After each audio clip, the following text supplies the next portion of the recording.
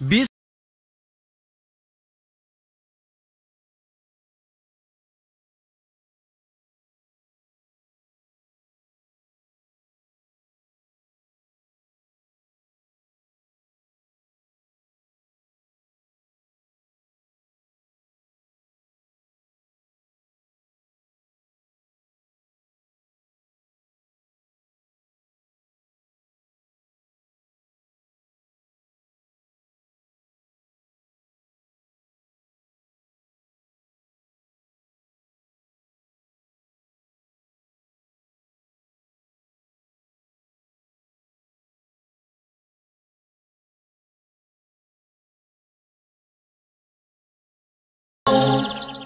Bismillahirrahmanirrahim.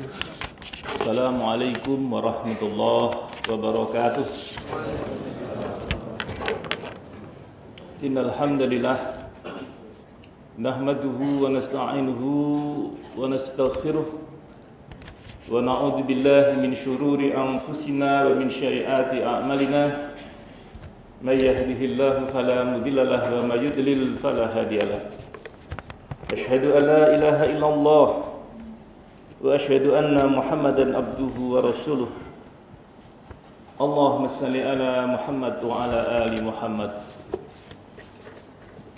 Yang kami hormati Ustadz Budi Asyhari LC, yang kami hormati orang tua kita Ustadz Abdul Qadir Baraja,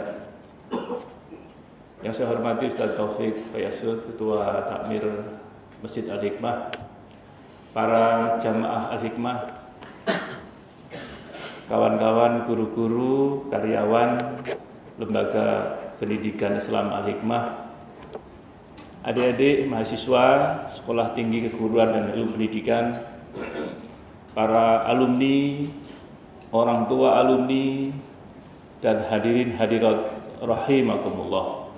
Mari kita haturkan puji syukur kehadirat Allah Subhanahu wa taala pagi ini atas rahmat, taufik dan hidayah Allah Subhanahu wa taala kita bisa berkumpul di majelis ini dalam rangka salat subuh berjamaah, rangkaian dakwah gerakan salat subuh berjamaah Masjid Al-Hikmah Surabaya.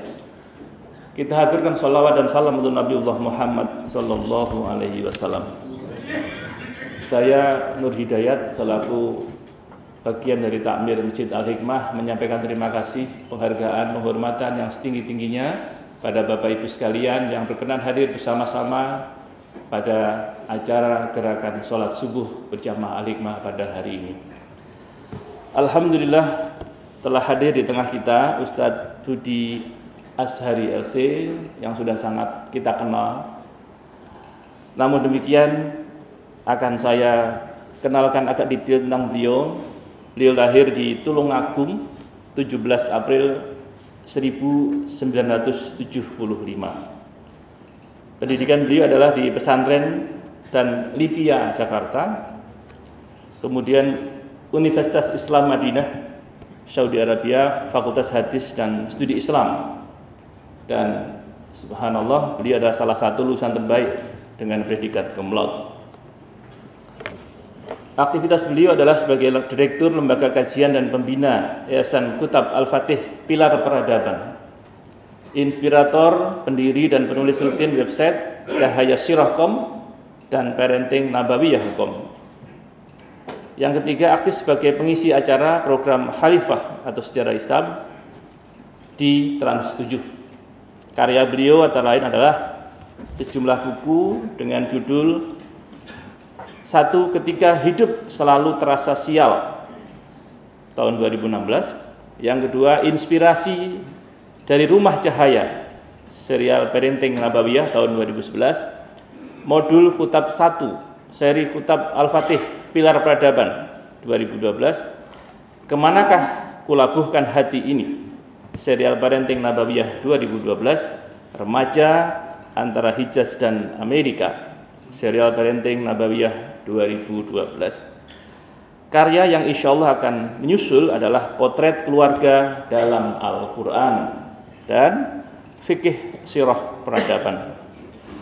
Pagi ini hadirin, beliau akan menyampaikan satu tema yang menarik sekali, yang mengundang keingintahuan kita, yakni profil pengusaha di sekitar Nabiullah Muhammad sallallahu alaihi wasallam. Saya kira kita semua ingin tahu bagaimana profil para sahabat-sahabat Rasulullah. Mungkin sekarang ini yang kita agak kenal adalah nama misalnya Abdurrahman bin Auf, ada nama Utsman bin Affan, tapi tentu ternyata banyak lagi. Dan bagaimana profilnya kita ingin tahu dari beliau. Ceramah ini akan dilakukan dalam 45 menit dan selebihnya kita mohonkan beliau untuk juga sejenak menjawab pertanyaan-pertanyaan dari hadirin, utamanya adik-adik mahasiswa. Dan acara ini akan direkam oleh sejumlah kawan-kawan dari dokumentasi Takmir Masjid Al-Hikmah dan juga Al-Irsyad, dan nanti akan ditayangkan di YouTube. Jadi Bapak Ibu sekalian yang ingin menelaah lebih dalam dari kajian ini bisa di rumah atau dimanapun bisa mengakses di YouTube. Alokasikan waktu setiap Sabtu keempat untuk bisa bergabung bersama gerakan subuh berjamaah Al-Hikmah. Insya Allah akan selalu didatangkan para alim ulama, tokoh-tokoh nasional yang akan berada dengan kita semua. Terima kasih pada Pak Abdurrahman Baraja yang menginisiasi kolaborasi Masjid Al-Hikmah dengan Al-Irsyad sehingga acara ini bisa berlangsung. Demikian yang bisa kami haturkan pada kesempatan ini sebagai pengantar, dan kami persilahkan kepada Ustadz Budi Ashari untuk menyampaikan ceramahnya. Assalamualaikum warahmatullahi wabarakatuh.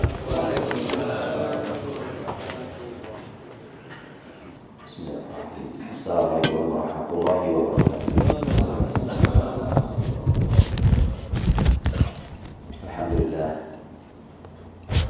Alhamdulillah alladzi anzala as-sakinata fi qulubil mu'minin yazdadu imanan ma'a imanihim. Asyhadu an la ilaha illallah wahdahu la syarika lahu wa asyhadu anna Muhammadan abduhu wa rasuluh. Allahumma shalli wa sallim wa barik wa an'im ala rasulina wa imamina wa syafi'ina wa qudwatina Muhammadin sallallahu alaihi wasallam wa ala alihi wa ashabihi wa man tabi'ahu bi ihsan ila yaumiddin. Allahumma bika asbahna wa bika amsayna wa bika nahya wa bika namut wa ilaika nusyur. Ya ayyuhalladzina amanu taqullaha haqqa tuqatih wa la tamutunna illa wa antum muslimun. Amma ba'd. Saudaraku yang dirahmati Allah, jamaah salat subuh Masjid Al-Hikmah, hafizakumullah jami'an wa ra'akum. Pada para orang tua kita, para guru-guru kita, para alim ulama, masyarakat mukmin semuanya, syukur pada Allah. Kesempatan pagi yang sangat barokah selepas kita melaksanakan salat berjamaah, salat yang istimewa Quran Al-Fajr, dan salat yang disaksikan oleh para malaikat. Inna Quran Al-Fajri kana masyhuda. Kemudian kita lanjutkan dengan majelis ilmu walau hanya beberapa menit untuk mencoba mengungkap tentang bagaimana dulu Nabi Shallallahu Alaihi Wasallam mendidik sahabatnya agar lengkap perangkat peradaban Islam itu, dan karenanya kita satu persatu harus kita ungkap, dan kemudian setelah itu kita bina, kita didik generasi kita siapkan mereka, kita berbagi tugas supaya semakin lengkap perangkat peradaban ini untuk kembali hadir Islam sebagaimana janji Allah, liyudhhirahu 'ala dini kulli. Allah munculkan Islam ini di atas seluruh agama yang ada. Hadirin dirahmati Allah Subhanahu wa taala. Khusus pembahasan yang diamanahkan saya pagi hari ini tentang bagaimana para pengusaha di sekeliling Nabi SAW. Yang sebenarnya begini, ini memang setelah Islam ini jatuh, Muslimin ini jatuh, dijatuhkan, ditutup peradaban ini oleh Yahudi, oleh Zionis, sebagaimana disampaikan oleh Dr. Abdul Halim Al-Ruwais, salah satu ahli sejarah Islam rahimahullah ta'ala. Beliau punya buku menarik tentang dirosat disukut 30 daulah Islamiyah, kajian terhadap kejatuhan 30 negara Islam. Kemudian di akhir, setelah panjang lebar dari mulai dinasti Bani Umayyah berakhir, beliau mengatakan, dan peradaban kita hari ini, peradaban Islam yang bercahaya ini akhirnya harus tutup di tangan Yahudi. Dengan jatuhnya Turki Utsmani, Yahudi sudah memprovokasi mulai abad 19, kemudian mereka baru berhasil setelah tahun 1900. Terakhir sekali Sultan Abdul Hamid II yang mencoba mempertahankan seluruhnya. Tapi setelah Sultan Abdul Hamid II wafat, maka selesailah semuanya. Sultan yang berikutnya hanya boneka di tangan Zionis. Setelah itu, maka yang terjadi adalah semua yang ada dihancurkan. Semua diacak-acak dihancurkan. Salah satu pisau penghancurnya adalah sekularisme. Sekularisme itu ketika kita ini dibelah-belah kepala kita, diri kita, akhirnya dipisahkan antara agama dan dunia. Berikan hak Tuhan pada Tuhan, berikan hak kaisar pada kaisar. Sehingga kalau kita bicara tentang negara dan agama, maka tidak sedikit cendekiawan muslim yang kepleset juga dan mengatakan bahwa urusan agama, urusan private, urusan pribadi, tak perlu masuk ke dalam negara. Jadi aneh dan ajaib. Tapi itu, teman-teman, kebertahanan itu tidak lama lagi, karena antum boleh lihat perekonomian sudah rela dimasuki kata syariah, ya, walau masih terus belajar. Nah, disitulah kemudian ketika kita membahas tentang pengusaha, jangan antum bayangkan dengan pengusaha di sekeliling Nabi itu, jangan dibayangkan dengan kata pengusaha hari ini. Pengusaha yang tidak tahu Quran, pengusaha yang baru belajar abatasa, salah. Duitnya banyak, tapi ya alhamdulillah Ustaz kemarin hijrah, ya sih.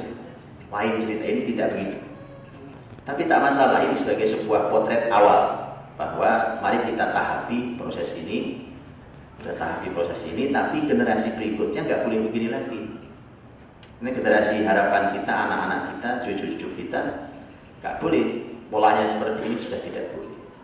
Kita ini harus sudah menjadi generasi terakhir dari generasi sekularisme. Seharusnya gitu. Berikutnya jangan begitu lagi. Masa polanya begitu lagi? Anak ngerti agama, nggak ngerti ilmu umum, nggak ngerti agama. Ini sudah tidak ada tempatnya. Hadirin dirahmati Allah. Kemudian karena para pengusaha di sekeliling Nabi itu, mereka bukan hanya memiliki harta. Tadi Ustaz Nur Hidayat sampaikan, kalau ada dua nama besar seperti Abdurrahman bin Auf, Utsman bin Affan, semua kita tahu level mereka itu level khilafah. Mereka itu dua-duanya disebut namanya itu layak menjadi khalifah. Abdurrahman bin Auf itu sebenarnya orang yang paling berpeluang sepeninggal Umar. Paling berpeluang. Karena waktu Umar ditusuk subuh hari seperti ini kan, ditusuk. Kemudian setelah itu Umar sudah tidak bisa lagi mengimami muslimin, masyarakat ibu kota di Masjid Nabawi itu, siapa yang jadi imam? Abdurrahman bin Auf. Dalam sejarah kekhilafahan para sahabat, kalau seseorang menjadi imam pengganti khalifah, maka dia sebenarnya khalifah berikutnya. Begitu. Dan itu sebuah isyarat besar. Jadi sholat ini, imamah sholat ini, Pak, ini sebuah simbol, gak sembarang ini. Sebenarnya tidak sembarang. Makanya kan menjadi salah kaprah ketika pemimpin gak bisa ngimami sholat, itu yang ruwet. Pasti akan ruwet. Karena mau pakai simbol apa? Simbol yang paling mudah simbol sholat ini. Dan memang orang akan belajar tentang lihat kebersamaan, imam belum rukuk, ya belum rukuk, dan seterusnya. Jadi hadirin Allah, paling berpeluang Abdurrahman bin Auf radhiyallahu anhu. Dan tetapi Abdurrahman radhiyallahu anhu ketika dia paling berpeluang, dan peluang beliau bukan apa-apa, memang beliau orang sangat layak dari semua sisi. Yang dipimpin, bayangkan yang dipimpin para sahabat dan tabiin. Itu generasi, jangan kan bicara sahabat, bicara tabiin saja luar biasa. Bagaimana sahabat? Makanya pemimpinnya pasti pemimpin yang tak sembarang orang. tidak sederhana memimpin masyarakat seperti itu, harus orang yang luar biasa di segala lini. Mereka orang yang bukan hanya seorang yang bisa memimpin, bukan. Mereka punya ilmu yang bahkan mencapai derajat ijtihad. Orang mencapai derajat ijtihad itu kan tidak seperti kita hari ini. Hari ini syarat ijtihad siapa saja yang penting punya handphone. Asal punya handphone boleh ijtihad sekarang, Ustaz. Wah, itu menurut saya tidak boleh, kirim. Masya Allah, mustahil semua tuh. Luar biasa. Masalah pertanggungjawaban akhirat nomor sekian, ya kan? Masalah kalimat kita salah. Antum pikir ngasih jempol ting gitu di itu, antum pikir itu bukan fatwa itu. Ya sembarang, teman-teman. Tangting, kemudian ujungnya ternyata salah, Pak, salah. Siap-siap masuk neraka saja. Itu lah. Karena ini kalimat ajra'ukum 'alal fatwa, ajra'ukum 'alan nar. Orang yang paling berani mengeluarkan fatwa itu orang yang paling berani masuk neraka. Sudahlah, cukup ya, berhentilah. Sahabat aja dulu yang ilmunya tinggi itu, kalau datang pertanyaan dikirim ke saudaranya, itu yang lebih ahli daripada saya. Mau terakhir balik ke dia lagi. Karena semua orang tahu dia yang ahli, tapi begitu hati-hati dia. Jadi level-levelnya Abdurrahman bin Auf, Utsman bin Affan itu level pucuk-pucuk tinggi. Cuma memang dari awal Abdurrahman bin Auf sudah mendeklarasikan dirinya bahwa saya ini kalau urusan jabatan tidak mau. Saya nggak mau. Jadi kata Abdurrahman, serahkan pada saya yang memimpin musyawarahnya. Karena saya nggak minat. Kalau saya minat, saya khawatir mimpin musyawarah ada kepentingan. Tapi kepemimpinan khilafah ini saya tidak minat, sehingga serahkan pada saya. Sehingga musyawarah 6 orang itu yang memimpin adalah Abdurrahman bin Auf. Sampai terpilihnya khalifah luar biasa Utsman bin Affan. Jadi ini bukan kalimat pengusaha seperti definisi hari ini, ya. Jadi ini luar biasa. Nah, itu yang harus diajarkan. Lu nggak masalah kan? Ahli ilmu seperti Imam Abu Hanifah. Ini Imam Abu Hanifah. Kalau semalam saya kisahkan tentang Abdullah bin Mubarak. Ya, kalau nanti hadir di Al-Irsyad, saya kisahkan kisah Imam Abdullah bin Mubarak. Abdullah bin Mubarak itu ahli ilmu. Itu levelnya level Imam Malik rahimahullah taala. Imam Malik, nanti bisa bayangkan Imam Malik. Itu masih hidup awal abad 2 Hijriah. Ya, memang satu angkatan, meninggalnya hanya beda 4 tahun mereka berdua ini. Tapi bedanya kalau Imam Malik itu nggak punya harta. Hartanya tidak banyak. Kalau Abdullah bin Mubarak itu hartanya melimpah ruah, saya kisahkan semalam. Tapi itu juga artinya bahwa seperti umpamanya yang lain, contohnya Imam Abu Hanifah. Abu Hanifah itu ulama besar. Dan Imam Abu Hanifah itu waktu ayahnya meninggal, ayahnya meninggalkan harta sangat banyak, sehingga Abu Hanifah itu kaya. Tapi Abu Hanifah menjadi ulama besar dan kita semua tahu. Bahkan hari ini madhab Hanafi itu madhab yang dianut oleh terbesar penduduk muslim di muka bumi ini. Madhab Hanafi itu malah madhab Hanafi. Oh iya, membentang dari mulai wilayah bekas jajahan Soviet ya, wilayah dulu bekas Persia sampai sekarang, kemudian terus masuk ke wilayah Cina, terus masuk ke daratan Eropa, Turki dan seluruh Eropa. Hanafi madhabnya. Orang luar biasa seperti Imam Abu Hanifah, melahirkan orang-orang luar biasa. Tapi beliau pengusaha, beliau itu al-bazzaz, itu penjual kain. Beliau punya ruko gitu. Kalau sebelah waktunya jualan, yang dibuka rukonya, pas yang tempat jualannya. Kalau sudah waktunya ngajar, dibuka rukonya, yang bagian beliau ngajar, tutup, pasarnya tutup. Dan yang hebat, begitu. Karena harta ini di tangan orang soleh maka luar biasa. Abu Hanifah itu mengeluarkan hartanya untuk mencari anak-anak muda berbakat. Anak-anak muda ini. Yang tadi Abdul Qadir sepanjang jalan saya minta kisahnya. Bagaimana beliau mendidik generasi muda hari ini. Abu Hanifah itu begitu. Dia keluarkan hartanya untuk mendidik generasi muda. Saya kasih contoh, lihat. Ini salah satu karya harta Imam Abu Hanifah selain ilmu beliau. Itu Al-Qadhi Abu Yusuf. Kalau antum baca Abu Yusuf, kalau nggak kenal mungkin antum nggak akan tahu kebesarannya. Tapi kalau antum pernah belajar biografinya, Abu Yusuf itu murid langsungnya Abu Hanifah. Abu Hanifah itu rahimahullah taala punya muridnya banyak. Tapi ada dua yang paling istimewa. Yang satu Muhammad bin Hasan Asy-Syaibani, yang kedua Abu Yusuf. Ini dua orang ini dikenal dengan Sahibah Abi Hanifah. Ini dua murid terdekatnya Abu Hanifah. Abu Yusuf itulah orang pertama kali dalam sejarah Islam yang memiliki gelar Qadhi Qudah. Pertama kali di masa Khalifah Harun Ar-Rasyid. Qadhi Qudah itu artinya hakimnya para hakim. Sebelumnya tidak ada jabatan ini. Sebelumnya adalah ya hakim. Qadhi itu dalam Islam mesti orang-orang sangat berilmu, apalagi abad-abad awal. Abu Hanifah kan meninggal tahun 150 Hijriah. Maka setelah itu nampaknya diperlukan seorang yang lebih tinggi daripada para hakim itu ilmunya untuk melihat semua karya para hakim itu di meja persidangan. Nah, maka orang pertama kali diangkat dalam Islam adalah Abu Yusuf. Abu Yusuf itu orang miskin dulu. Bapak ibunya orang miskin, orang tidak mampu makan aja susah. Abu Hanifah melihatnya anak ini cerdas ini. Anak suka bolak-balik cerdas. Panggil sini. Di mana kamu tinggal? Apa kerjaan kamu? Saya ini, Abu Yusuf bilang, saya ini mau kerja bantuin bapak ibu nyari uang, nyari makan. Oh gitu. Berapa yang kamu biasanya hasilnya? Sekian sini. Duduk di sini, di majelis saya. Kamu ngaji sini, ini uang. Sejumlah yang kamu perlukan. Sebelum dikasih uang sempat disuruh ngaji dulu. Sini ngaji, begitu ngaji ketawa tuh kan benar cerdas. Cerdas. Kelihatan ini anak ini luar biasa berbakat sebagai ahli ilmu. Begitu orang tuanya tahu bahwa Abu Yusuf belajar di majelis Abu Hanifah, ibunya bilang begini, kamu jangan bergaul sama Abu Hanifah. Abu Hanifah itu makanannya saja roti bakar. Nah, zaman dulu roti bakar roti mewah. Iya, artinya nanti ada makanan yang lebih mewah yang khusus para raja. Nanti sebuah simbol kita ini makan susah. Abu Hanifah orang kaya, dia nggak perlu bekerja, duduk belajar, memang nggak perlu uang gitu bahasa. Bukan itu bahasa standar hari ini, bukan sama aja ya kan?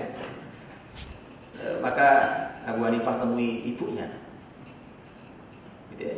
Karena sampai Abu Hanifah keluarkan kalimat ajaib, dan kalimat itu terjadi setelah Abu Hanifah wafat.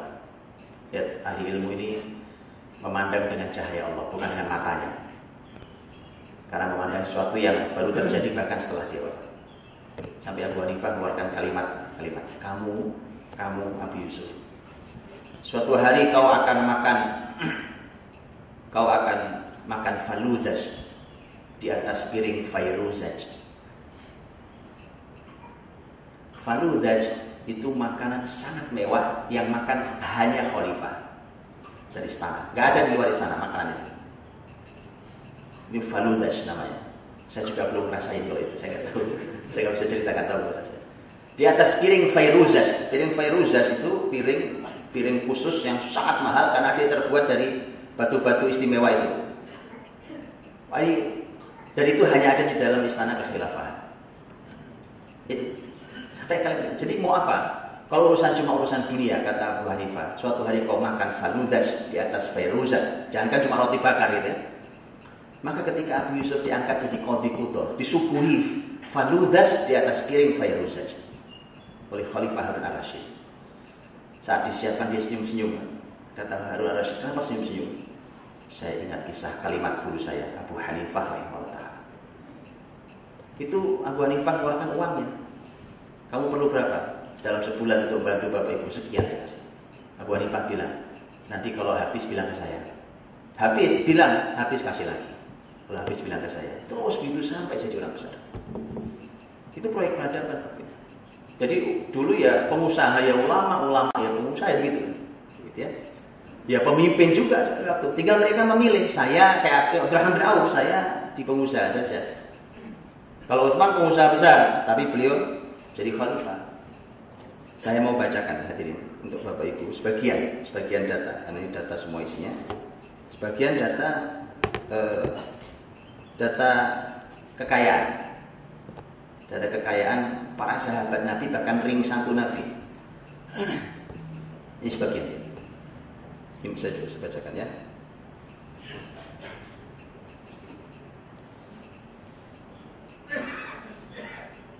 Ini kalau antum lihat, ini memang kekayaan ini melimpah ruah ketika setelah muslimin, terutama di masa Umar. karena muslimin melakukan perluasan wilayah Islam. Dan dengan takluknya Persia, dan Persia itu wilayah yang subur, Irak, Iran terus ke sana, kemudian kaya raya, sehingga semakin terbuka wilayah-wilayah Islam. Nah, maka memang ada orang-orang yang sudah kaya sejak Rasul masih hidup. Ada orang kaya, tapi ada orang-orang yang memang belakangan. Bahkan baru saja kemarin dia sepatu aja tidak punya, sendal aja nggak punya. Seperti Abu Hurairah itu tinggal di Sufah, ya, salah satu orang yang tinggal di Sufah, dan orang tak mampu. Dan bahkan kenapa Abu Hurairah yang sebentar bersama Nabi, kemudian beliau memiliki riwayat hadis yang paling banyak dibandingkan sahabat Nabi yang lain, karena Abu Hurairah mengatakan kalau saya itu hanya ingin belajar sama Nabi, fokus, saya tinggal di Sufah, yang penting perut saya ada isinya hari ini sudah cukup dan saya habiskan untuk ngaji bersama Nabi.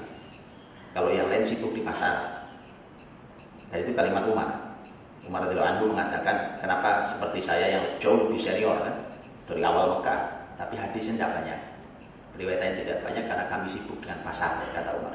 Walaupun Umar orang dengan derajat ilmu yang sangat tinggi. Dari secara periwayatan Abu Hurairah pernah pingsan di samping mimbar. Pingsan sampai mimbar. Sampai Abu Hurairah bilang, orang menduga saya lagi ada penyakit apa? Bukan penyakit, saya lapar. Saya lapar sampai pingsan di samping mimbar Masjid Nabawi. Kayak gitu sahabat. Tapi begitu dia ditunjuk jadi pemimpin di wilayah Bahrain di masa Khalifah Umar bin Khattab, itu sampai Umar kaget. Ini duit sebanyak ini kau punya dari mana? Itulah kenapa Umar menerapkan konsep min aina laka hada. Itu konsep Umar kepada pemimpin-pemimpin di bawahnya, konsepnya min aina laka hada. Ini menarik untuk Indonesia sebenarnya, cuma memang gagal digulkan di Indonesia. Karena kalau digulkan ruwetnya minta ampun ini, ya kan? Karena perlu dibangun penjara-penjara yang banyak. Tapi sebenarnya gampang, supaya nggak usah dipenjara. Kalau memang layak dihukum mati, itu biar gampang. Enggak, memang begitu. Dalam Islam kan kalau ada kerusakan nggak dipenjara, Pak. Kerusakan yang massal sifatnya, muharabatullah wa rasulah, itu kan pembahasannya bukan di penjara. Penjara itu nyusahin negara, gitu. Memang harus hukum mati. Alladzina yuharibunallaha wa rasulahu wa yas'auna fil ardi fasadan. Jadi merusak di bumi luar biasa. Ya, dan di konsep Umar gitu, konsepnya dari mana kamu dapat ini? Itu konsepnya. Min aina laka hada, dari mana kau dapat ini? Jadi setiap pemimpin itu sudah ada catatan harta seperti yang hari ini dilaporkan, laporan kekayaan itu zaman Umar sudah ada. Jadi nggak usah bangga-banggaan hari ini nggak ada barang baru. Kalau tuh baca sejarah Islam lebih hebat. Laporan kekayaan pejabat itu sudah ada. Itulah dia laporkan, nanti di akhir jabatannya suruh laporan lagi. Begitu angkanya kelihatan, nah disitulah Umar baca, ini nggak masuk nih. Ini kebanyakan. Kalau kebanyakan, kau harus bisa jelaskan dari mana kau dapat ini. Nah, makanya kaidah hukum positif Indonesia nggak masuk kalau urusan harta pejabat. Nggak masuk. Kalau hari ini kan bahasanya adalah praduga tak bersalah. Harus dibalik menjadi praduga bersalah. Iya, itu min aina laka hada. Kamu salah. Kamu harus bisa jelaskan. Kalau tak bisa jelaskan, disita negara. Atau kamu jelaskan, khalifah tidak puas, disita negara. Itu dilakukan pada siapapun jabat, termasuk Abu Hurairah. Bukan mereka tidak amanah, ini sahabat Nabi, semua orang amanah jujur. Cuma ini adalah keputusan khalifah. Saya tadi janji baca ya, saya sedikit bacakan teman-teman, supaya kita tahu bagaimana sahabat Nabi setelah Nabi SAW terutama, dan mereka adalah para pengusaha, para pedagang yang luar biasa, ada yang penghasilan kebun itu juga penghasilan besar sekali, dan penghasilannya sangat amat besar, terutama wilayah-wilayah subur seperti Khaybar, seperti wilayah Irak, itu wilayah-wilayah sangat subur. Wilayah Ardus Sawat itu wilayah Irak sangat subur dengan penghasilan yang sangat melimpah. Saya berikan contoh umpamanya sahabat Nabi SAW yang meninggal tahun 54 Hijriah, Hakim bin Hizam, itu disebutkan bahwa beliau rabiha biha mi'at alf dirham. Ini waktu pembahasan tentang masalah salah satu transaksinya. Jadi kalau mereka jual beli apa transaksi, untung berapa sih? Itu keuntungan mereka itu angka kecilnya ratusan ribu dirham. Ya. Supaya antum tahu, bayangkan 1 dirham itu kalau hari ini sekitar 60.000 rupiah. Hari ini dalam angkanya 60.000 sampai 70.000 rupiah. Ya, jadi kalau saya nanti saya sebut angka-angka itu antum bayangkan itu. Ya, kalau dinar itu 2 juta rupiah kurang lebih hari ini. Ya. Amr bin Huraith itu pernah beliau ini transaksi ghanimah.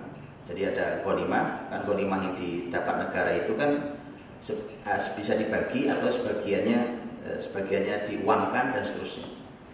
Yang didapat di perang Nahawan, ada perang Nahawan itu perang tahun 21 Hijriah. Itu beliau ini bertransaksi dengan membeli itu barang-barang ghanimah yang didapat dari perang Nahawan. Nahawan itu Persia. Begitu dapat, dia beli seharga 2 juta dirham. Ya kali 60.000 ya. Kali 60.000, 2 juta dirham itu transaksinya. 2 juta dirham. Begitu dia jual, itu dia untungnya sampai berlipat karena dia dapat 4 juta dirham. Itu sekali transaksi mereka begitu bisa. 4 juta dirham. 4 juta dirham berapa? Itu sekali transaksinya orang-orang zaman itu. Ya. Mungkin nama-nama itu agak asing, saya tunjukkan yang dekat dengan itu. Saya tunjukkan, umpamanya contoh lain adalah sahabat mulia yang antum tahu, dan ini salah satu dari 10 sahabat yang dijamin surga itu Talha bin Ubaidillah. Kalau Utsman, Abdurrahman itu sering dengar. Saya tunjukkan nama-nama itu. Talha bin Ubaidillah. Saya tunjukkan kalimat. Talha bin Ubaidillah itu salah satu income kekayaannya saja, salah satunya. Beliau punya income di mana-mana, apalagi negeri Islam dibuka. Bahwa kanat hullatuhu al-yawmiyah fi ihda dhaya'ihi fil Iraq tatarawah ma baina 1000 ila 2000 waq. Ini ukuran zaman dulu. Wa yaqulu hawali 10,000 dinar fi manatik ukhra. Jadi beliau itu penghasilan beliau itu, teman-teman, itu di sebagian dari penghasilan saja. Umpamanya dia punya penghasilan 10.000 dinar. 1 dinar 2 juta. 10.000 dinar itu hanya salah satu tempatnya. Wa jaa marratan 700,000 dirham min Hadramaut wa 500,000 dirham min al-Iraq. Suatu hari itu datang harta dia, namanya pengusaha besar, datang dari mana-mana duitnya. Dari Hadramaut, dari Yaman, suatu saat itu datang 700.000 dirham. 700.000 dirham. Antum cukup hitung ya, biar antum tahu harta saya. Itu dari Hadramaut. Yang dari Irak itu datang 50.000 dirham. Itu yang dari Irak.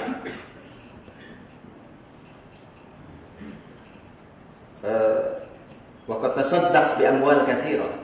Kalau masalah sedekah pasti sangat banyak. Fayudkar annahu tasaddaq marratan bi 400,000. Tapi memang gini, itu nanti pembahasan berikutnya, bahwa kekayaan ini akan diimbangi dengan amal yang luar biasa.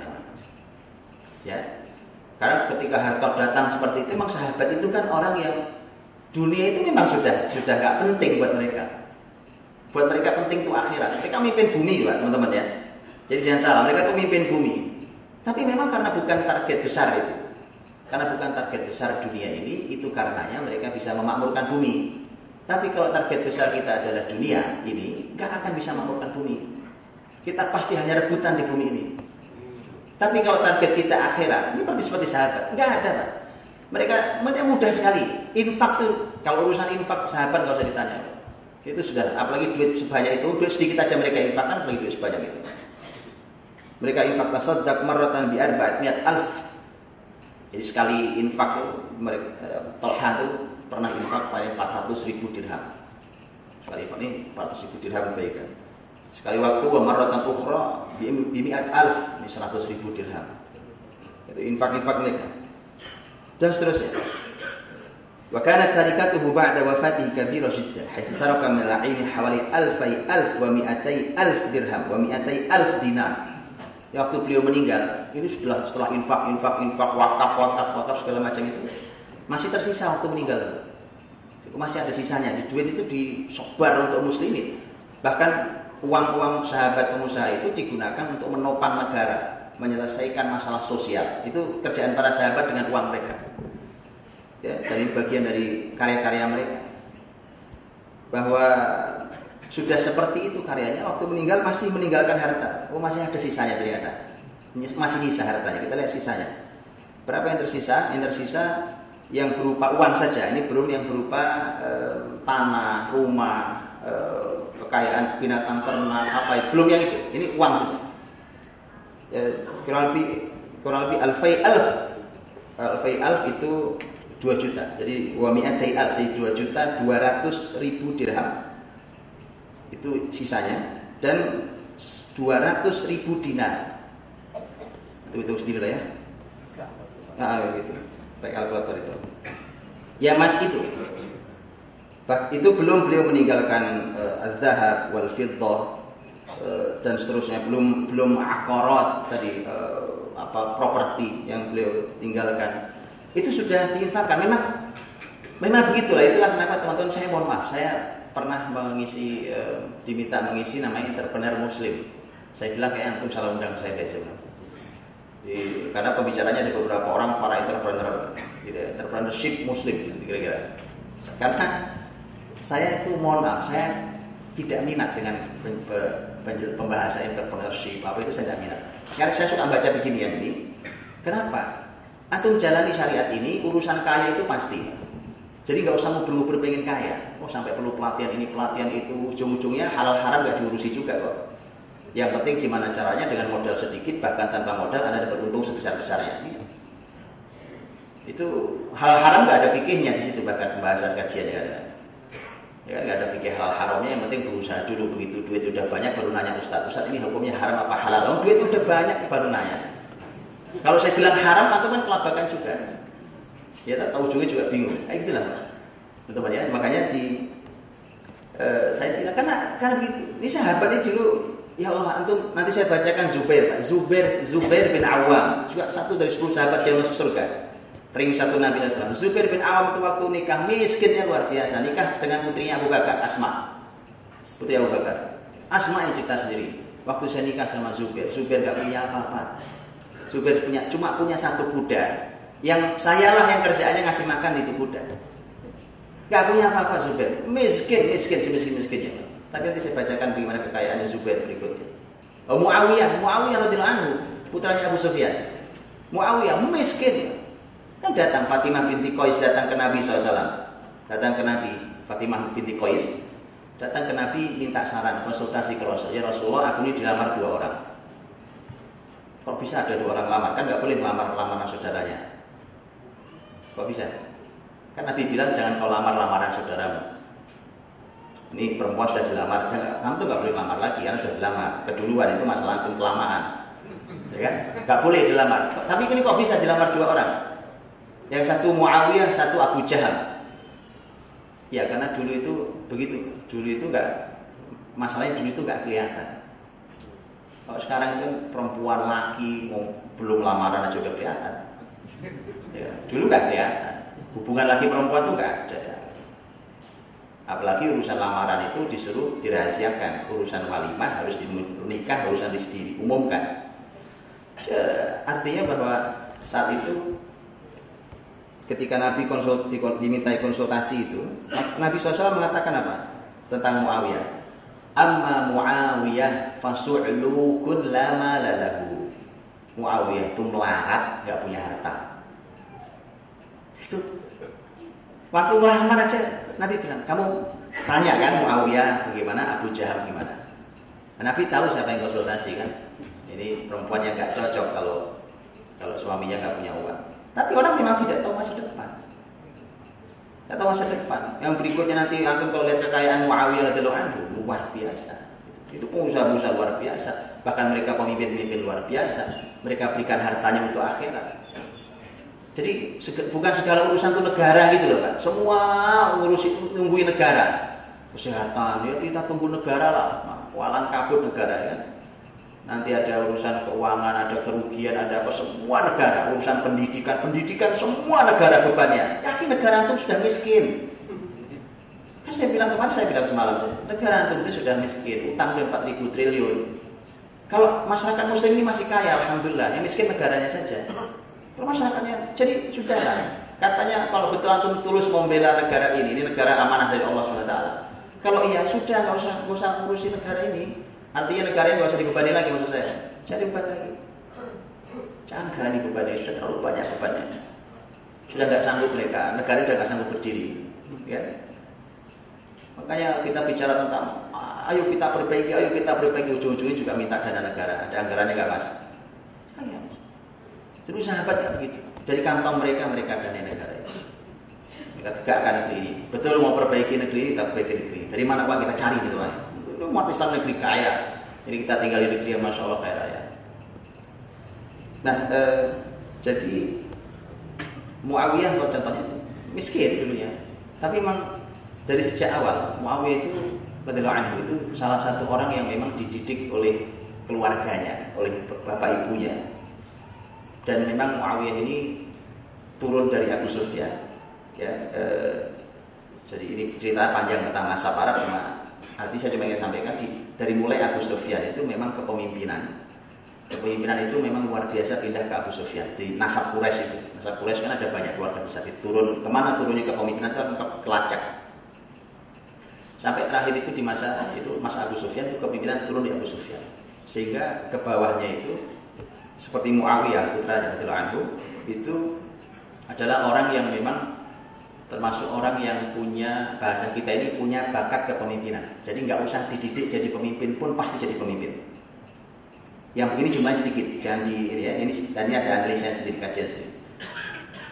Dan makanya waktu Muawiyah masih kecil, dimomong sama ibunya, Hindun binti Utsbah, dimomong sama ibunya masih lucu-lucunya kecil gitu. Ada orang lewat bilang, oh luar biasa, ini anak yang luar biasa. Ini orang yang lewat ini orang yang kalau di Quraisy jahiliyah dulu punya apa bahasa kitanya ya, punya bisa memandang masa depan gitulah ya, orang-orang kayak gitulah. Wah ini calon raja Arab ini, gitu. Ini calon raja Arab. Hindun sang ibu ketika dengar itu kalimatnya bukannya senang marah. Kan orang bilang wah ini luar biasa anak kecil ini calon raja Arab. Hindun marah. Celaka kamu, dimarahin. Celaka dia, anakku ini celaka kalau nggak sampai bisa jadi raja dunia. Raja Arab tuh nggak main buat anak saya. Anda tahu, nggak main raja Arab, nggak level. Celaka dia kalau tidak menjadi raja dunia. Betulan, 40 tahun jadi pemimpin, 20 tahun yang terakhirnya menjadi khalifah. Itu pemimpin dunia. Kalimat ibu itu makanya hati-hati. Oke, lanjut. Zubair, tadi saya cerita tentang Zubair ya. Zubair yang tadi miskin waktu nikah pertama, waktu nikah dengan Asma. Tapi masya Allah ya. Zubair itu punya saking banyaknya harta itu dia punya budak. Dulu perbudakan itu Islam berupaya menghapusnya, karenanya sahabat itu juga terus memerdekakan karena jumlah budak sangat banyak. Sehingga oleh muslimin dipekerjakan dengan baik. Kalau dulu kan budak diperlakukan dengan cara seperti binatang, kalau ini tidak. Bahkan terus sahabat itu kalau membebaskan budak, ada harga satu budak itu mahalnya luar biasa. Tergantung keahlian dan kehebatan budak itu. Zubair itu punya 1000 budak. 1000 budak. Yang begitu nanti akan dibebaskan. Tapi tadi dipekerjakan, bahkan sebagian budak itu nanti ada yang jadi ahli ilmu, ada yang jadi ulama besar, ada yang jadi pengusaha besar, itu di budak-budak itu. Ya, jadi memang level di kita ini kalau nggak kayak gitu memang lebih rendah dari budak zaman itu. Karena dulu zaman sahabat Nabi SAW gitu, itu budak-budak saja itu sampai seperti itu. Waktu Zubair bin Awam meninggal, ini kan sekali lagi dengan semua infak-infak luar biasa yang sudah dilakukan. Zubair itu waktu meninggal, istrinya ada 4 ya, memang sahabat mulia dulu istrinya nggak ada yang 1. Kapan-kapan saya tunjukkan datanya Pak. Tunjukkan datanya. Ada rumusnya. Ya, nanti kalau apa-apa lah waktu itu. Tapi begitu orang-orang mulia zaman itu tidak ada istri satu. Memang gitu, ya. Bahwa waktu beliau meninggal istrinya 4 yang tersisa. Dengan itu udah batas maksimal. Makanya istri sahabat Nabi itu istrinya bisa tersebutkan 7, 9, sekian belas. Itu tentu 4 kita pertahankan. Meninggal ganti atau cerai diganti pamannya gitu ya. Itu sehingga selalu dipertahankan 4 sampai meninggal 4. Ya, Abdurrahman bin Auf juga sama. Abdurrahman bin Auf ketika meninggal dengan harta yang melimpah itu ya istrinya juga 4. Zubair waktu meninggal istrinya 4 dan itu satu istrinya itu berhak mendapatkan harta lebih dari 1 juta dirham warisan. Kan istri itu dapat warisan kan, warisan dari suami. Itu Zubair meninggal, satu istrinya itu mendapatkan lebih dari 1 juta dirham. Itu artinya bahwa satu istrinya, 4 istrinya itu otomatis kan 4 juta dirham lebih. Dan 4 juta dirham lebih itu di dalam syariat Islam, warisan istri yang punya anak itu dapatnya 1/8.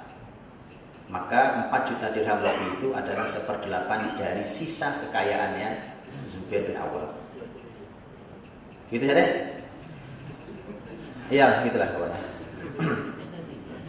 Makanya mereka mudah sekali teman-teman bahwa mereka berkarya berperan. Yang saya sebutkan nama-nama ini kan ahli surga kan. Oleh Nabi sudah dikasih sertifikat itu ya, bahwa al-asyra al-mubasysyarun bil jannah, 10 orang yang dijamin masuk surga. Bayangkan dunianya bahagianya kayak begitu. Ya kan? Duit kalau sebanyak itu ngapain? Istri maksimal 4, ya kan? Makanya sengsara itu kita ini. Istri cuma 1 rata-rata, ya kan? Anak cuma sedikit, harta nggak banyak-banyak amat, ilmu juga pas-pasan, kesolehan apalagi. Ayolah Pak, ayolah, mari. Kita ini kalau percaya dengan syariat ini, nggak pakai ragu gitu, jangan pelitar-pelitir kanan kiri. Bismillah maju ke syariat ini, itu kayak sahabat gitu Pak. Sahabat ini nggak pakai mikir lain, nggak ada konsep lain kecuali syariat ini. Tidak Persia, tidak Romawi, tidak Timur, tidak Barat, ini Islam. Gitu, sehingga hidup tuh maksimal bahagianya di dunia sebelum di akhirat dan di akhirat setelah di dunia. Gitu. Apapun yang mereka lakukan di zaman surga ini, makanya seluruh aktivitasnya mulia. Hari ini kita masih ribut hal-hal yang mari Pak. Cukup sudah, mari kita laksanakan yang maksimal syariat ini. Teman-teman dirahmati Allah. Waktu saya tinggal 5 menit, saya ingin tutup dengan bahwa begini. Dari semua kekayaan itu, ketika penopangnya adalah ilmu dan iman, maka yang terjadi adalah para sahabat, para pengusaha ini mereka punya peran ukhrawinya luar biasa. Kalau masalah infak, sedekah, wakaf saya sudah selesai bicara ya, sudah paham lah itu. Mereka kalau infak sudah tidak pakai ukuran. Namanya saya sering cerita Abdurrahman bin Auf radhiyallahu anhu itu seluruh penduduk Madinah, penduduk ibu kota itu dibagi 3 terhadap hartanya Abdurrahman. 1/3 pernah dibayari hutangnya oleh Abdurrahman, 1/3 pernah dipinjami oleh uangnya Abdurrahman, 1/3 disilaturahimi dengan hartanya Abdurrahman. Gitu Pak. Saya pengen banget itu melakukan itu. Insyaallah. Jadi saya kalau silaturahim gitu, Assalamualaikum warahmatullahi wabarakatuh. Apa kabar? Baik. Ini ada nggak banyak, cuma 10.000 dirham gitu. Indah sekali gitu ya. Ketemu di jalan, Assalamualaikum, apa kabar? Masya Allah. Apa ini ada 1.000 dinar buat antum? Aduh, indah sekali. Makanya bayang nggak, Abdurrahman kalau beliau pengen jadi khalifah, kira-kira dipilih apa nggak sama orang? Jelas dipilih, tapi kan bukan itu. Itu loh masalah di kita. Kita asal ngeluarin duit karena pengen nyalonkan diri, itu masalahnya. Kalau sahabat nggak begitu, Pak. Ini memang tugas ukhrawi dia. Siapa yang kurang, siapa yang masalah. Bahkan negeri ini punya masalah, saya yang bertugas itu. Karena mukmin ini tugasnya semua tugas orang beriman. Dalam syariat itu tugasnya lengkap. Dari mulai pribadi sampai dunia bumi ini tugaskan oleh Allah untuk diurusi, dimakmurkan. Nah gitu, itu Masya Allah biasa. Dan karena itu mereka luar biasa dan mereka meninggalkan sistem itu mahal. Nah, ini sayangnya nggak kita pelajari. Kita cuma yang kita pelajari, ya alhamdulillah, saya selalu mengucap alhamdulillah, bersyukur pada Allah. Hari ini kita sudah mulai belajar fikih muamalah. Itu bersyukur saya. Orang mulai tahu ini halal, ini haram. Oh begini nggak boleh. Oh kita tanyakan dulu apakah ini halal atau haram. Itu alhamdulillah. Tapi teman-teman, itu yang seperti itu bagian dari kebaikan. Tapi kalau antum mau bicara bagaimana menghancurkan sistem zalim perekonomian ini umpamanya, itu belum bisa. Kenapa belum bisa? Bukan apa-apa. Sekarang begitu. Dan ini keluhan sampai ke saya dari teman-teman yang masya Allah pengusaha-pengusaha yang sudah punya kesadaran Islam yang baik, sudah belajar fikih muamalah. Yang mereka selalu bertanya, setiap ketemu saya selalu tanya, sebenarnya strateginya kayak apa sih untuk menguasai pasar, untuk pasar muslim, untuk apa? Artinya apa? Bahwa ini konsep dasar halal haram ini kemudian harus difikirkan bagaimana sistemnya di perekonomian, di pasar, di transaksi keuangan, di segala macam hal itu. Dan itu semua sudah dicontohkan sahabat. Mereka meninggalkan sistem itu yang mahal itu. Makanya mestinya itu dipelajari setelah belajar halal haram ini gitu, teman-teman. Nggak cukup antum buka counter gitu, toko muslim, toko syariat ya kan. Ada dua masalah. Masalah pertama, ternyata masyarakat muslim nggak mau pindah belanja ke situ. Yang belanja juga banyak satu. Masalah yang kedua ada, begitu masuk kita ke dalamnya, ternyata produknya sama-sama juga, dia juga yang punya produknya. Jadi hanya membesarkan balon ditiup dari sisi yang berbeda. Balonnya sama. Kalau kemarin yang niup toko-toko yang lain, ya kan, dari sini dibesarkan kapitalisme ini, kemudian kita ikut niupin besar dari sebelah sininya. Ya baru itu. Makanya yuk tanyakan pada sahabat. Sahabat itu diajari Nabi, kemudian mereka sudah begitu, dunia sudah yang mereka pegang, bumi ini yang mereka pegang, mereka hadirkan sistem ini. Ini perlu waktu panjang berbicara. Dan itu tercatat semua, bukan tidak tercatat. Saya semalam contohkan tentang sebuah aktivitas yang orangnya disebut soyrofi atau soyarifat bentuk jamaknya.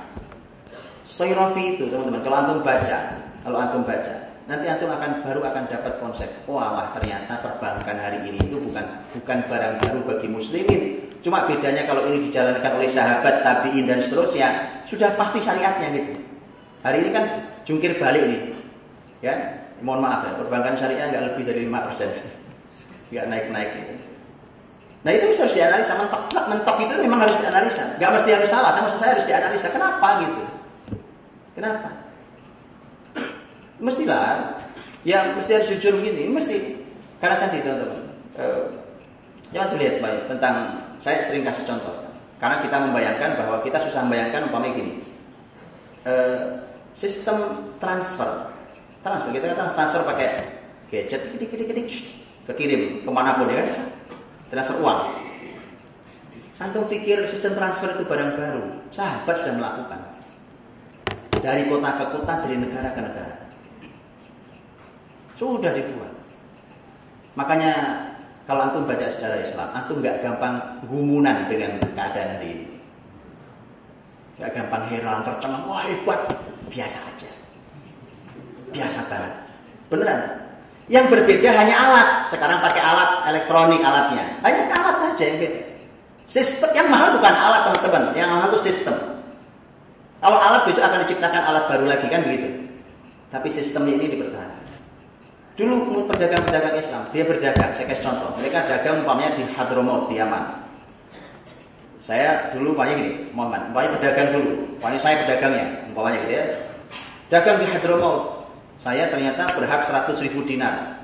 Nah itu dulu dinar ya uang emas lah. Itu kalau saya tenteng itu duit emas lah 100.000 dinar. Pertama berat, kedua hilang, resiko hilang ada. Namanya resiko mungkin saja ada masalah di jalan. Saya bilang ke Soyrofi yang di Yaman. Saya akan bilang, Mas, ini saya uang ini 100.000 dinar uang saya hasil transaksi saya di Yaman. Saya cuma pengen bawa 1.000 dinar. 1.000 dinar. Sisanya saya mau ambil di Mekah. Dia bilang, siap, nggak bawa duit saya. Saya nggak bawa uang, saya bawa tulisan. Nah itu kayak cek sekarang, kayak uang sekarang. Cuma kan uang itu sebenarnya begitu. Saya bawa tulisan, yang tulisannya tidak mungkin bisa dicairkan kecuali oleh Budi Asyari. Masih hari ini. Dan dia tahu ini Budi Asyari ngarang apa nggak ngarang. Ya kan saya bisa aja nulis sendiri kan zaman itu. Jadi untuk bilang security, pengamanan segala macam. Alah, pengamanan hari ini duit juga bisa di print apa? Iya. Toh jebol juga antum bilang pengamanan hebat. Kenapa dulu sahabat luar biasa tapi luar biasa. Begitu sampai di Mekah umpamanya, saya di Mekah beraktivitas transaksi dan saya ngambil uang saya, ternyata saya berubah pikiran umpamanya. Oh, saya berubah pikiran deh. Gini-gini, Pak Syairofi, saya nggak jadi ambil seluruh sisa harta saya yang dari Hadramaut. Kan saya tunjukkan ini sisa harta saya. Ini saya mau ambil sebagiannya di kota Basrah di Irak. Saya mau ke Irak. Bisa, saya ambil ke Irak. Nanti ganti lagi, oh saya mau ke Mesir, balik ke Mesir. Balik ke Mesir, bisa.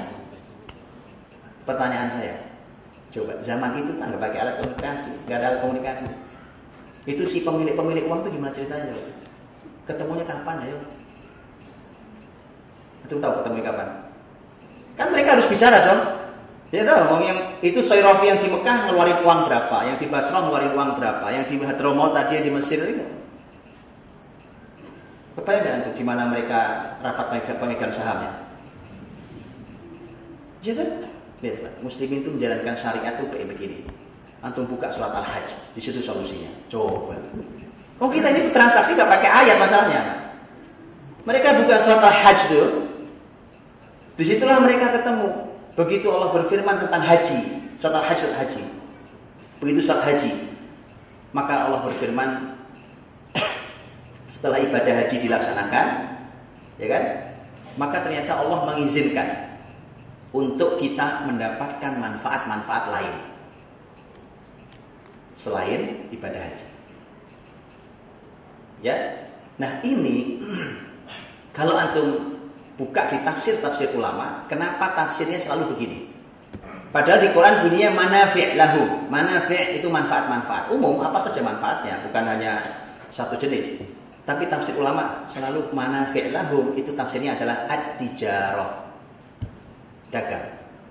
Selalu tafsirnya begitu. Padahal manfaat itu umum, bukannya perdagangan.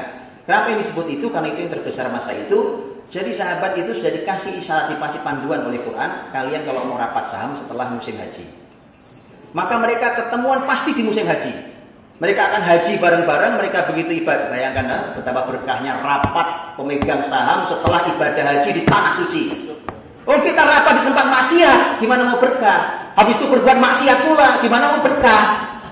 Itu maksudnya apa? Lihat bedanya. Inilah Islam. Itu sahabat. Kayak kan itu. Duduk mereka, sudah haji pasti ketemu. Haji. Ketemu. Duduk lagi kita rapat. Ayo kita bicara, keluarin semua data kemarin itu. Begitu ya. Habis waktu saya kelewat. Kulit itu hebat, itu yang mahal yang mereka tinggalkan adalah sistem, dan itu perlu kajian yang panjang dan muslimin bisa mengembalikan itu dengan izin Allah SWT. Allah bisa. Baik, kita akan buka 1, 2, 3 pertanyaan untuk kita semua. Bagaimana mungkin barangkali juga di zaman nanti sudah ada bisnis online ya? Silakan dimulai dari Bapak Ibu sekalian. Jadikan pembelajaran di kampus dulu. Ngopi data perusahaan. Untuk data kekayaan para sahabat. Yang kedua, saya tadi mengkalkulasi semua data kekayaan langsung dalam rupiah. Salah duanya, jadi Toha bin Abu Baidillah itu sisa kekayaannya setelah dibagi-bagikan ketika wafat 520 miliar. Itu yang siapa? Yang Toha bin Abu Baidillah. Toha bin Ubaidillah. Baik, terus. Kemudian terakhir Zubair bin Awam, setelah dibagi-bagikan tadi ke empat istrinya, total kekayaannya adalah 1,92 triliun. Pertanyaan saya adalah, kemana sisa kekayaan yang diberikan oleh para sahabat ketika wafat? Dan saya juga pernah mendengar bahwasanya ketika orang-orang yang memiliki kelebihan harta itu akan tertunda sekian lama ketika di pertanggungjawaban akhirat. Lantas bagaimana dengan sahabat yang memiliki banyak kekayaan di akhir hidupnya? Terima kasih. Baik, terima kasih. Barakallahu fikum. Luar biasa. Ini pertanyaan berkelas dari generasi muda kita yang harapan harus gini Pak, hadirkan generasi muda seperti ini. Itu umat punya harapan kebangkitan insyaallah. Jazakallahu khairan sudah menghitungkan juga untuk kita kalau masalah data ini kelebihannya teman-teman ya. Kalau antum, saya sudah pengalaman ini karena suka ngoprek di internet itu saya pengen ngecek kitab. Itu kalau kitab yang berbahasa Arab sampai hari ini saya download nggak selesai-selesai. Saking banyaknya dalam berbahasa Arab. Tapi dalam bahasa lain antum harus beli. Kalau dalam bahasa lain, bahasa Inggris sekalipun saya coba cari beli nggak ada yang gratis. Tapi kalau yang ini kelebihan Arab sampai hari ini. Kalau urusan ilmu mereka dermawan luar biasa. Dan itu karena sejalan dengan Iqra bismi rabbik. Ya, jadi yang saya baca barusan itu hanya satu buku paling nggak sampai 200 halaman. Ini nggak sampai 200 halaman. Ya, ini tesis S2. Jadi dan sangat banyak lagi buku yang lain. Sangat banyak buku lain. Ini antum bisa. Kalau yang ini antum bahkan ketik aja di Google antum ini sendiri, antum download sendiri ketemu bukunya. Ya. Judulnya yang barusan saya baca At-Tijarah wa Daulatul Khilafah. Ya, Tijarah dan wa Daulatul Khilafah. At-Tijarah wa Daulatul Khilafah. Masanya masa Khulafaur Rasyidin sampai akhir dinasti Bani Umayyah. Ya, At-Tijarah wa Daulatul Khilafah. Ini tesis S2. Silakan dicek sendiri, antum baca sendiri. Enggak banyak, cuma enggak sampai 200 halaman. Tapi itu hanya data sebagian, perlu nanti tentu perlu data-data yang lain. Kemudian harta, kekayaan sebesar yang tadi antum hitung itu kan yang uangnya, ya kan? Yang uang, belum yang aset, barang atau apa tadi itu, kebun, ya rumah, ya tanah, ya binatang ternak segala macam. Baik. Nah, kemana harta itu? Tadi, pertama harta ini adalah hak ahli warisnya. Dan ahli warisnya berhak mendapatkan harta sebesar-besar itu. Dan nanti harta-harta itu gini, contohnya Zubair bin Awam radhiyallahu anhu. Zubair bin Awam itu juga dulu karena orang-orang soleh kayak Zubair, apalagi orang tahu ini sahabat ahli surga segala macam, orang pasti merasa aman nitip uang sama Zubair, sehingga kayak bank dari fungsi bank. Sehingga Zubair itu kalau dititipin uang oleh masyarakat, saya nitip uang Zubair, nanti saya ambil bulan depan, papanya gitu ya. Zubair bilang, boleh nggak status uangnya bukan titipan? Karena kalau titipan saya harus nyimpan dan saya nggak boleh apa-apakan. Saya siap beramal, karena itu amal orang soleh. Orang beriman dulu tuh nggak pakai. Ya, saya mohon maaf. Sahabat dulu nggak pernah minta uang administrasi. Ini kan antum nyimpan sama saya nih. Saya kan perlu safety box, ya kan? Atau apa? Jadi saya mohon maaf besar ya. Sahabat dulu ini amal saya. Antum nitip apa ke saya? Ini amal saya untuk antum. Oke? Sudah dititipkan itu. Makanya saya cuma bilang bedakan antara halal haram dengan bicara tentang peradaban yang lebih tinggi. Halal haram itu kewajiban di tema peradaban. Harus halal haram dulu, tapi ada yang lebih tinggi, naik lagi gitu ya. Ya, artinya Zubair itu akhirnya selalu punya pola. Saya statusnya utang ya. Jadi uang yang kau titip itu utang buat saya. Gitu. Nah kalau utang berarti kan sudah punya saya. Yang penting pas antum tagih saya bisa bayar. Nah kalau punya saya boleh dong, saya puter. Kan gitu. Makanya waktu meninggal Zubair itu uang hartanya banyak.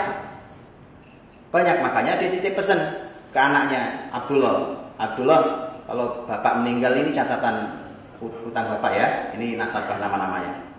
Itu lengkap datanya. Dan itu utangnya memang besar. Saya lupa angkanya, di sini ada juga datanya. Itu tak kurang dari 1 juta dirham lah. Tapi itu cuma perlu dijualkan salah satu asetnya Zubair dan tertutup. Itu maksudnya. Jadi harta itu diselesaikan dulu urusan semua sesuai dengan syariat, utang piutang, kalau ada wasiat ayah yang meninggal itu diberikan, baru kemudian dibagi warisan. Sudah, anak-anak itu masya Allah, anak-anak karena ini harta yang baik sebagaimana firman Allah. Lihat Allah ketika berfirman, kutiba alaikum idza hadara ahadakumul mautu in taraka khairan. Ya, in taraka khairan al-wasiyah. Allah menyebut harta di ayat itu di surah Al-Baqarah itu dengan kata khairan, kebaikan. Nah, yang ditinggalin sahabat ini kan harta-harta baik, Pak. Harta halal. Karenanya akan dilanjutkan oleh anaknya dalam bentuk kebaikan karena memang yang ditinggalkan kebaikan gitu. Nah kalau ditinggalkan neraka, jadi neraka tuh anak-anaknya. Ini harta baik, khairon. Allah maunya kalau kalian tinggalkan harta itu, tinggalkan khairon. Tafsirnya itu khairon itu harta. Padahal kata-katanya khairon, artinya baik. Jadi itu yang kemudian kebaikan ini akan dilanjutkan oleh anak-anaknya. Anaknya akan berkarya seperti ayahnya, dikembangkan hartanya, kemudian berinfak, bersedekah, berwakaf dan seterusnya. Ya, jadi baik, saya kira satu lagi. Di Islam itu kan sebaik-baik tempat adalah masjid dan seburuk-buruk tempat adalah pasar. Nah, tapi kita sebagai umat Islam justru disuruh menguasai pasar. Nah itu gimana korelasinya seperti itu?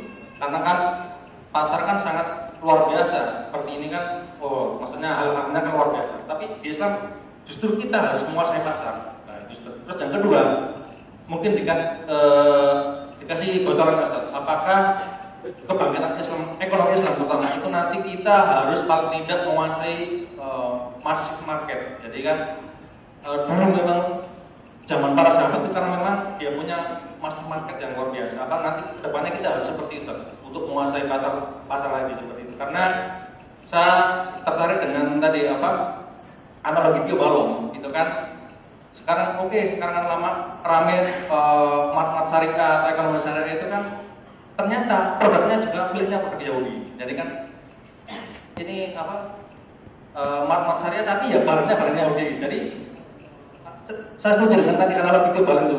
Jadi sebenarnya yang membesarkan, yang mengayakan itu juga untuk orang-orang Yahudi. Jadi contohnya gini. Baik, ya jelas. Baik, ya. Masih Pak.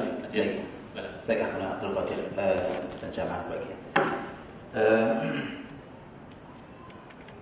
Tentang pasar, saya di Al-Irsyad semalam juga sudah sampaikan di Masjid Al-Irsyad bahwa ini uniknya pasar. Pasar itu oleh Nabi disebut sebagai tempat yang paling buruk. Biasanya kalau sesuatu yang buruk oleh Islam pasti disuruh menjauhi. Tidak dengan pasar. Tidak dengan pasar. Ternyata pasar diminta oleh Islam untuk dikuasai oleh muslimin. Nah ini susahnya. Susah. Kenapa? Kalau masjid, muslimin disebut oleh Nabi dikatakan bahwa ini tempat terbaik. Sudah. Masuk anak kecil, orang tua, orang nggak berilmu, orang berilmu masuk sini aman. Maka kalau tempat terburuk gak boleh sembarang orang masuk. Karena tempatnya sudah jelas oleh Nabi, diberikan statement oleh Nabi bahwa ini tempat terburuk di muka bumi. Anak kecil masuk masjid, bagus, betul ya? Tapi anak kecil masuk pasar. Itu kan itu jadi. Orang gak punya ilmu masuk masjid, bagus. Orang gak punya ilmu masuk pasar. Makanya Umar, saya semakin sampaikan semalam, Umar tuh suka nyeret ini cambuk pasar. Jadi khalifah, padahal beliau sudah menugasi orang untuk menjadi muraqib, menjadi pengawas pasar, mengawasi fungsi kan di pasar itu ada fungsi raqabah, ada fungsi pengawasan untuk sisi syariatnya.